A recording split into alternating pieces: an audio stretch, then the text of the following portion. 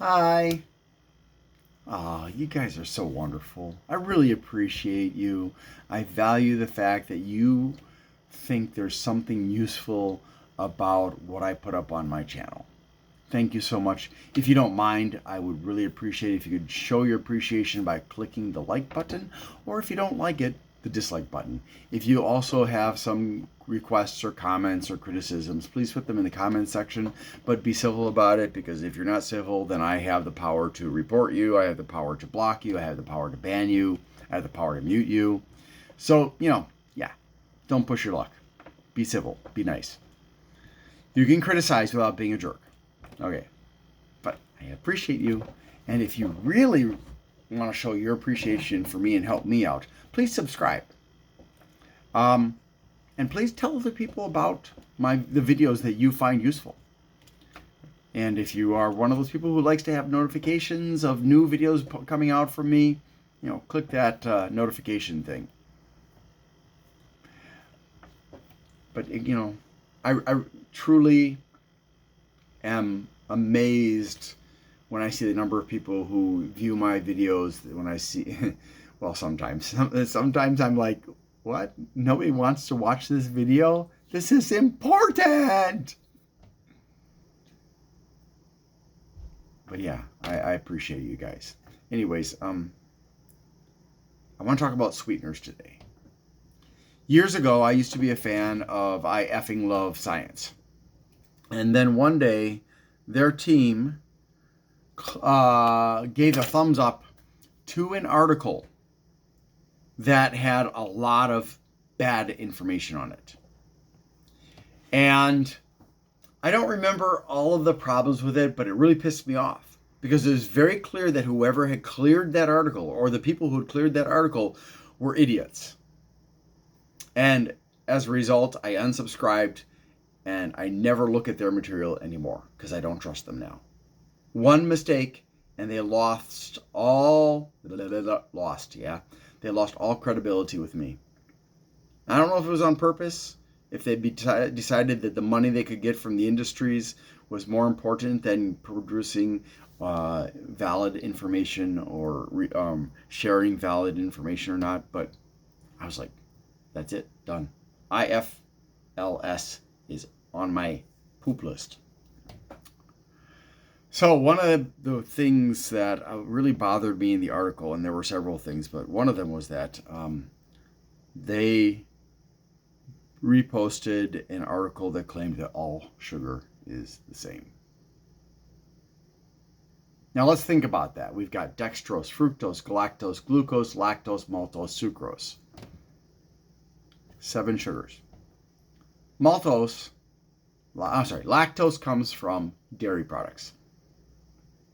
I can't consume things with lactose unless I get lactase, which is the enzyme that breaks down the lactose into its constituent basic sugars, the monosaccharides. So the monosaccharides are glucose, fructose, and galactose. I'm not sure about dextrose. Anyways, so these are called simple sugars, those 7, okay? And they come in lots of different forms. There are so many different names for them now. And some of them have a very low level of fructose.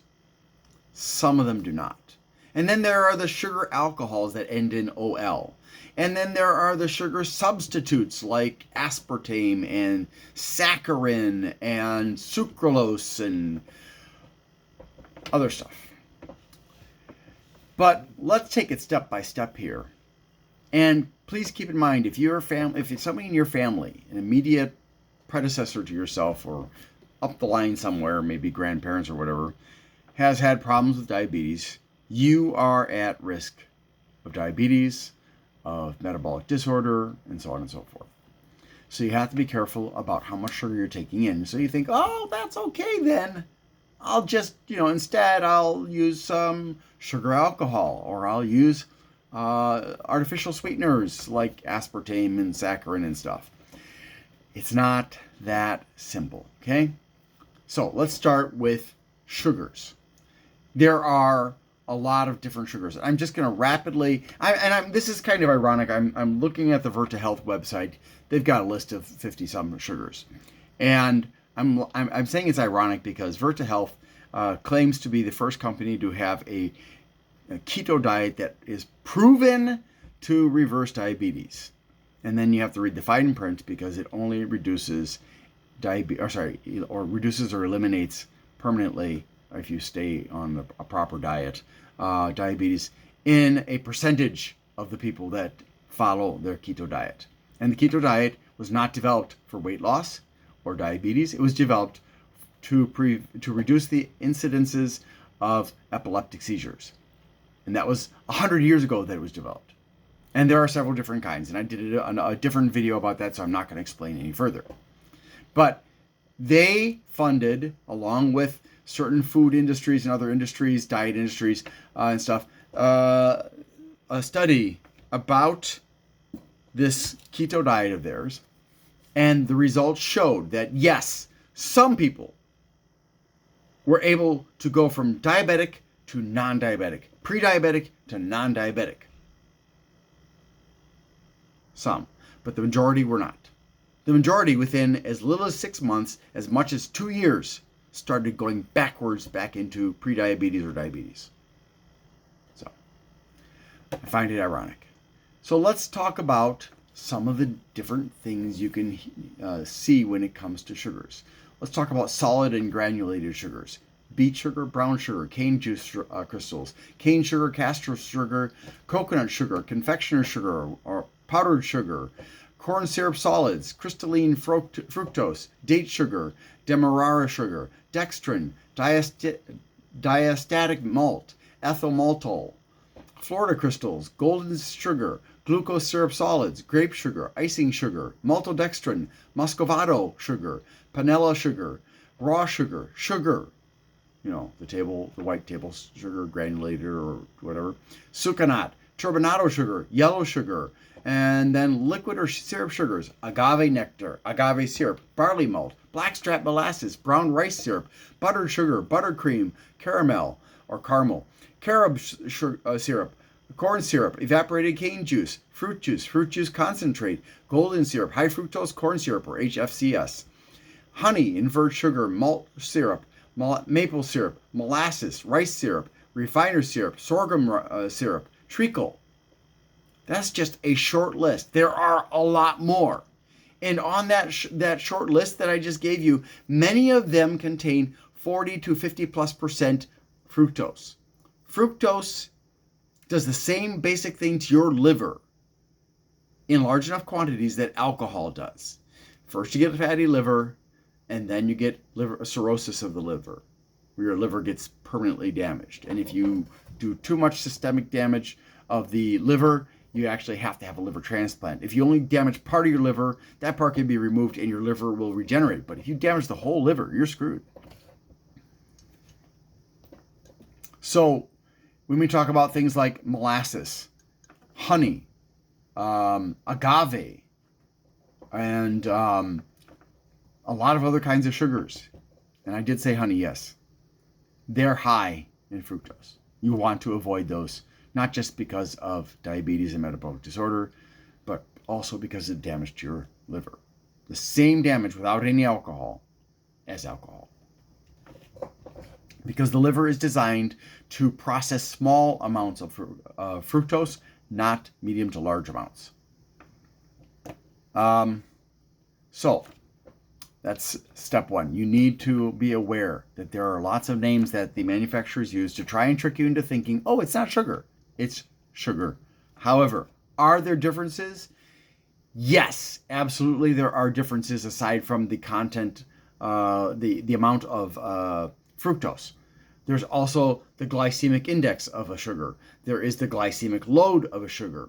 I've done a video on that before. Very briefly, the glycemic index indicates how much sugar is going to go into your blood. The glycemic load tells how fast it's going to go into your blood. Okay? So in more simple terms, we can say a blood sugar spike, a blood sugar drop. You get a blood sugar spike when you consume something that has lots of sugar in it, and so that saturates your blood to a certain degree, and you get a blood sugar drop as the insulin is produced and captures that sugar and stores it away. And it's stored in different places, including fat, muscle tissue, and the liver. But your body has a powerhouse in every cell called the mitochondria. So you don't really need all that sugar. So we need to keep this in mind, what I've said so far, and then we need to take it a step further, because if you choose things that have a high glycemic index and a high glycemic load, which is everything I just listed, then you're going to get a blood sugar spike. And you know how when you have gone to a buffet, or you've gone to the family dinner, or a big picnic, and you eat all you want, and then later you're like, oh, I'm so sleepy, I'm just going to take a nap. That's a blood sugar drop, and that is hypoglycemia. It can actually be dangerous. My wife did not die because of her stage 4 cancer. My wife died because of hypoglycemia. She wasn't eating, she wasn't drinking, because she was so traumatized by the chemo and the radiotherapies that in her mind, food and beverages that she'd had shortly before a treatment of chemotherapy especially became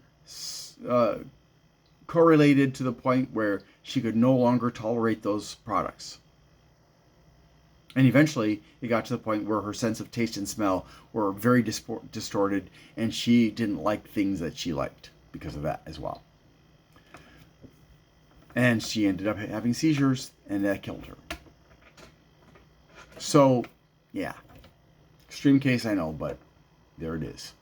So, when we talk about simple sugars, you should be very careful about consuming simple sugars.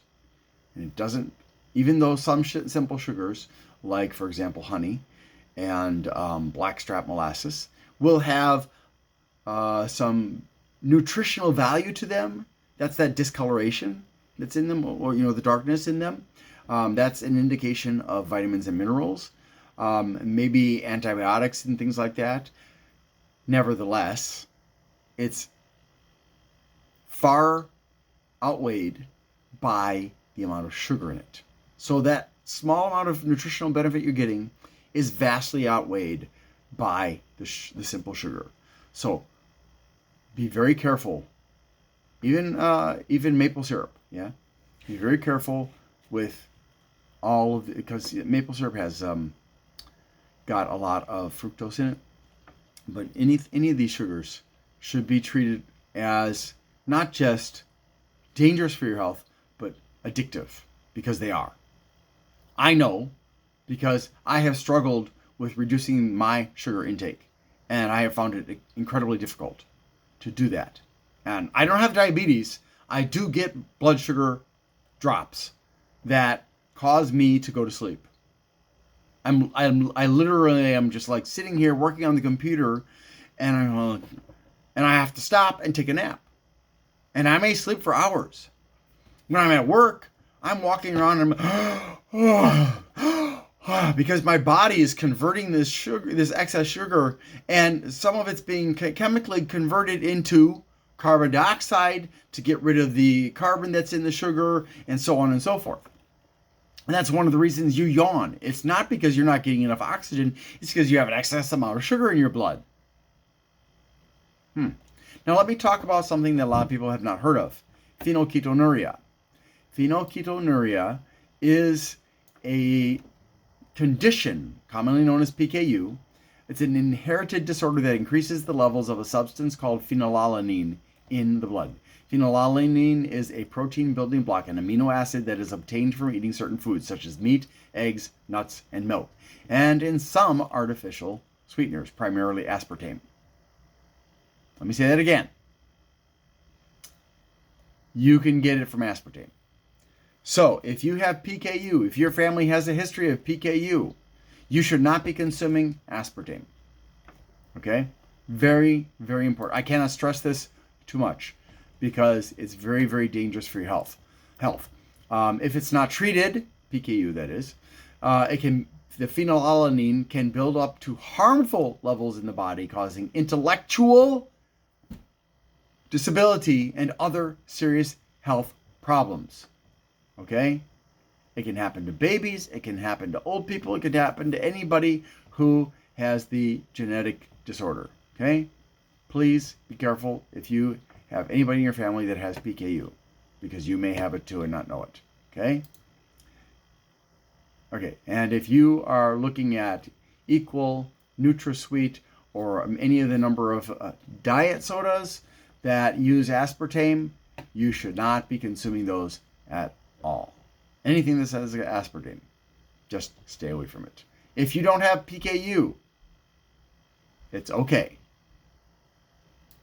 Now, let's see. Okay, going back a minute to glycemic index and glycemic load. I want to talk about sweeteners that have a low glycemic index and thus automatically have a low glycemic load. It's considered low if the score, the glycemic index, is 55 or below. Personally, you should not consume something that is 55 or even 40 if you're having sensitivity to sugar like I do. So here are some that you can consume, and they may or may not have negative consequences. Maybe they don't taste so great. Maybe with stevia, if you consume it and then you consume it again within a minute or two, you notice less sweetness. The more you consume, the less sweet it becomes, so you have to stage out every sip of soda, for example. If it's pure stevia, that's what happens. So allulose has a GI score of 0, glycemic index of 0. Okay, it has some anti-diabetic properties, according to Aaron Polinsky, who is a registered dietitian. Aspartame, again, except for PKU, has a score of 0. Let's see. By the way, a little bit more about aspartame. It's a combination of 2 amino acids, aspartic acid and phenylalanine. Erythritol, it has a GI of 0. And it is amongst the sugar alcohols the only one that I'm aware of that will not spike your blood sugar to any noticeable degree. Now, if you've got real high sensitivity, you might notice a little bit, but it is the safest sugar alcohol to consume. Now, some people report having digestive problems with it, but it is, for most people, safe. Monk fruit, which is, I'm not sure, I can't tell you anything about it. It contains special compounds called mogrosides, which taste sweet and have antioxidant properties. It has a GI of 0. So it won't affect sugar because there is no sugar in it. It has mogrosides. Then there's stevia, which, like I said, if you consume it, the sweetness actually decreases.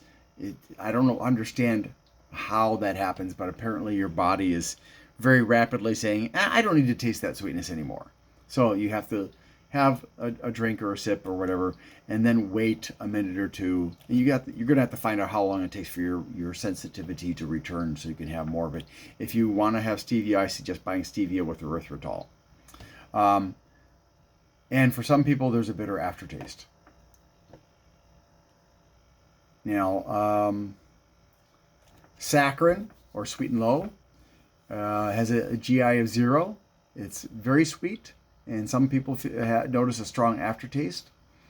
Sucralose, or Splenda, is also a 0. There is a cautionary note with sucralose. There is some research that has discovered that if you consume large quantities of sucralose or Splenda, that it can cause leaky gut. It can negatively impact the connections between cells in your intestines, resulting in stuff getting out between those gaps into your abdominal cavity and causing health problems. Now, let's talk about the next no, not next best. I don't think she even listed the next best.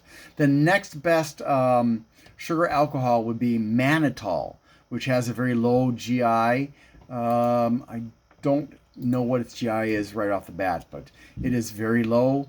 And so if you can't find the erythritol, mannitol is a good second choice. Now, again, the sucralose thing, if you're eating normal amounts of it, you're fine. It's just if you're going overboard on it, you could be putting yourself at risk.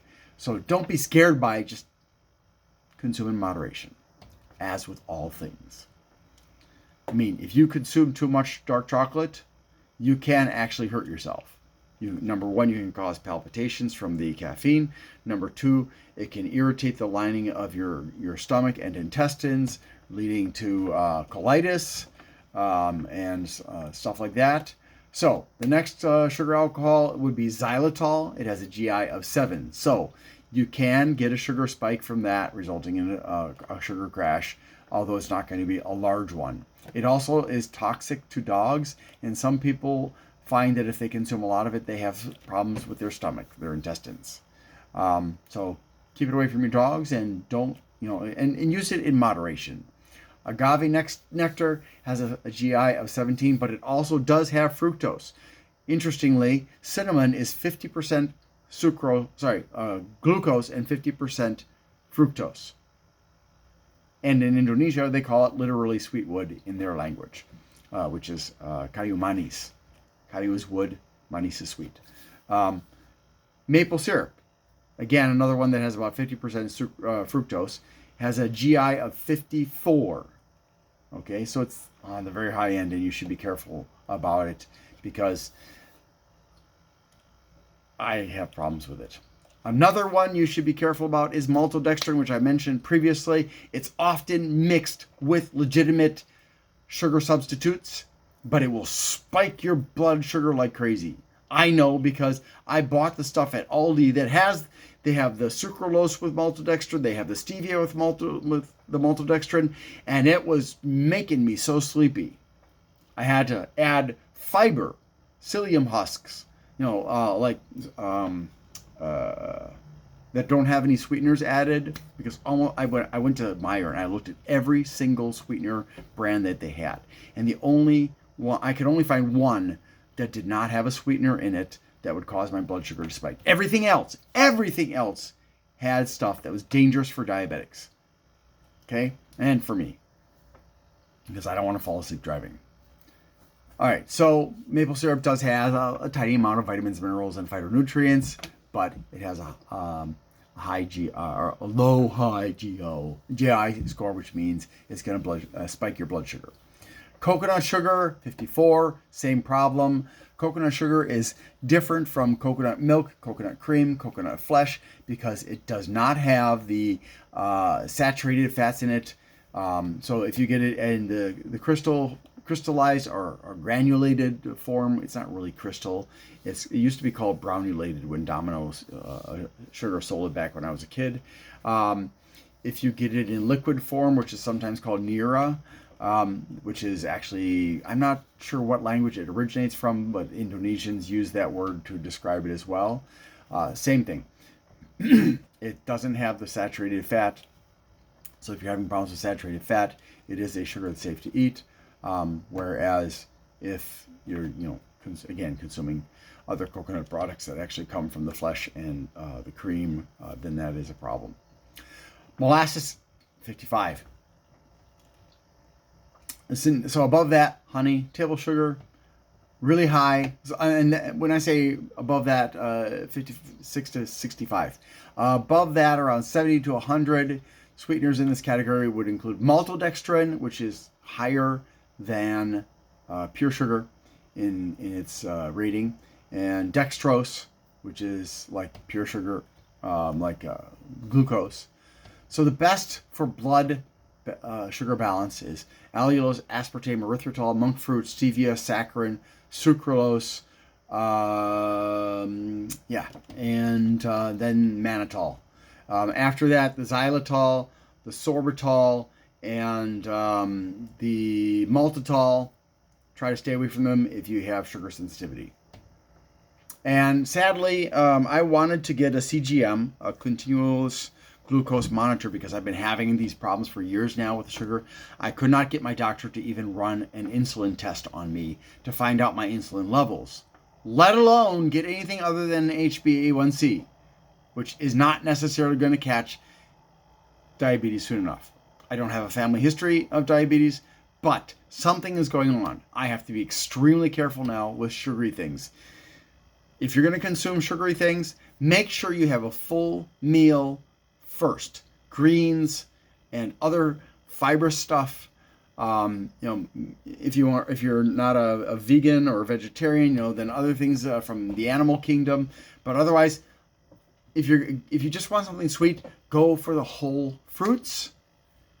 And those whole fruits have enough fiber in them that it slows down the entry of the sweetener, or the sugar, into your bloodstream. All right. And one more thing, and I was referring to information from Aaron Polinsky.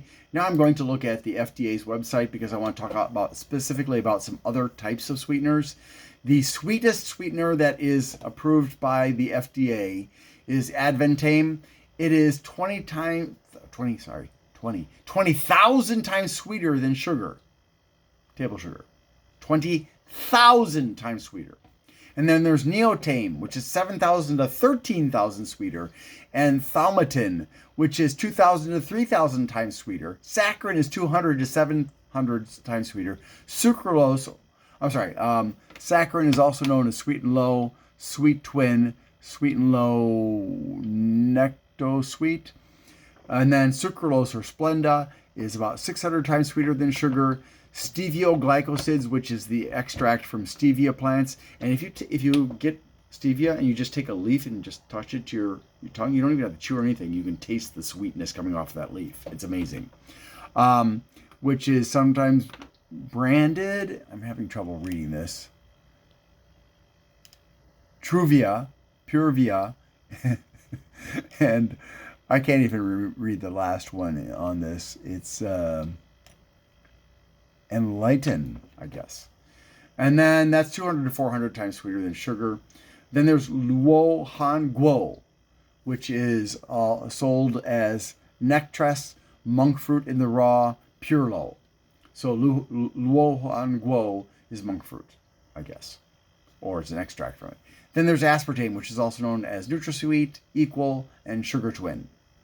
And that's 200 times sweeter. And acesulfame potassium, or ACE-K, is also known as Sweet One and Sunnet, something like that. And that is around 200 times sweeter as well. Now, in terms of how many packets of these products that you have to consume to exceed what's an acceptable amount according to the FDA. And keep in mind, the Food and Drug Administration is biased by industries. The USDA is even more biased than the FDA. So you can't really trust the USDA because their first priority is industry. The second priority is consumers. So guess who loses? We do. Okay. NutraSweet, Equal, Sugar Twin, which is, which one is that? NutraSweet. Aspartame. That has, you can consume 75, unless you have PKU, you can consume 75 packets max safely. Now, remember, these are averages. Some people are more sensitive, some people are less sensitive, but 75 is the recommended maximum by the FDA. Sweet One, or Sunnet, which is actually the ACE-K, or acesulfame potassium. Maximum of 23. Same for Splenda and Neotame, which Splenda is Neotame is Neotame, or Neotame, and Splenda is sucralose. Advantame, 4,920. And Advantame is also known as Advantame. That's it. I've never even heard of Advantame or Neotame or some of these other ones. So you can consume a lot. I would say, probably don't do that though, because I it's super sweet anyways, so no need. Sweet and low, sweet twin, sweet and low, as in sweet and low versus sweet apostrophe and low, and Necto Sweet, which are the brand names for saccharin. You should not consume any more than 45. And then Truvia, Purevia, and Enlighten, which are stevia glycosides, is 9. I wonder why they limit it so much. As a note here, don't worry about calories. The reason is because you don't have a fire in your belly. The way that calories are measured is they take the food or beverage, they put it into a container that has, I think, just oxygen in it, and then it's put into another container that has water in it. And they burn what's in the inner container, the food or beverage, and to see how much, I don't remember the exact thing, how it works, but basically they use fire to find out how much heat is required. Your body uses heat, sure, to help digest. And there's an optimal range. So like when you eat things that are really sweet, cold, your body has to heat it up to promote good digestion. But so they're measuring with fire. Your body uses acid, not fire. So calories are nonsense. Ignore them. It doesn't help. There are others like sorbitol, xylitol, lactitol, which I'm not familiar with, mannitol, erythritol, and maltitol. All of those, the only one that's safe is erythritol, second, and the runner-up is mannitol. I can't speak about lactitol. The sweetness of those ranges between 25 to 100% of sugar. They're slightly lower in calories, blah, blah, blah, blah, blah. They do not promote tooth decay or cause blood sugar increases, which is a lie. They do.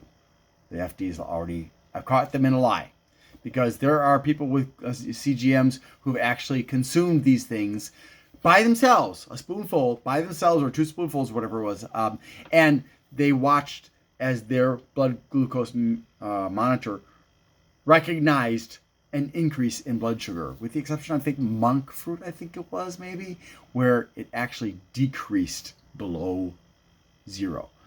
So when the FDA says sugar alcohols are slightly lower in calories than sugar, which is garbage, and do not promote tooth decay, which is true, or cause a sudden increase in blood glucose, they are equivocating. It will cause an increase. Sudden, not necessarily. My personal experience with maltodextrin, it's pretty sudden. Another class of sweeteners are sugars that are metabolized differently than traditional sugars. They meet the chemical definition of a sugar, but they are used by the body differently than traditional sugars like sucrose. The FDA has evaluated GRAS notices for D-allulose, also referred to as D-cyclose, D-tagatose, and isomaltulose, and has no questions about the GRAS conclusions. Anyways, there are some that are not allowed in the U.S., such as cyclamates and their salts, which includes calcium cyclamate, sodium cyclamate, magnesium cyclamate, and potassium cyclamate. I recognize that name, but I don't remember what it was sold as in the U.S. because it's been a long time. There's an import alert for whole leaf and crude stevia extracts, which I think is probably because of the sugar lobby fighting against stevia. There's no evidence that I'm aware of or have heard of that makes stevia dangerous. They are different, apparently, from other types of highly purified stevia glycosides obtained from stevia leaves. So apparently they haven't been investigated by the FDA, so they're just limiting them. Anyways, please be careful. Stay away from dextrin as well. Why? Dextrin is sold by Kroger and other brand names as fiber. It dissolves completely in water, so you will not taste it. You will not see it. It's clear. I've tried it. However, dextrin is made from starch. Starch is sugar. You will spike your blood sugar consuming dextrin. Do not use it to lower your blood sugar like you can with psyllium husk. Stay away from dextrin, especially if you're diabetic or have metabolic disorder. Okay, I hope that helps. If you have any questions, leave them in the comments. I'll try to follow up with you, okay? Thanks for watching and hope you have a great day.